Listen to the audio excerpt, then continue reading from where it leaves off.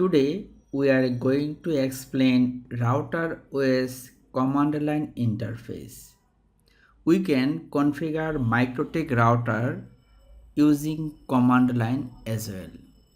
In that case, we need a software that's called party software.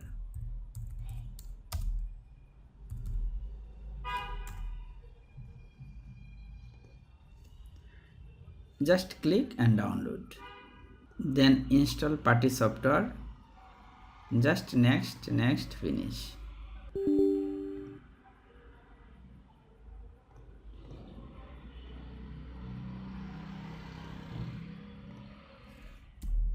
Now open party software. Our router IP address is 192.168.88.1. Now we are trying to connect our router using SSH. SSH port number is 22. Just click open, then just click accept and log in the router using credential. Now you can see we are now logged in our router.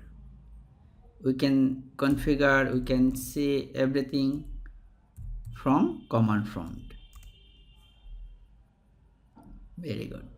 Now we can configure as well as telnet. If we select telnet, then 168.88.1.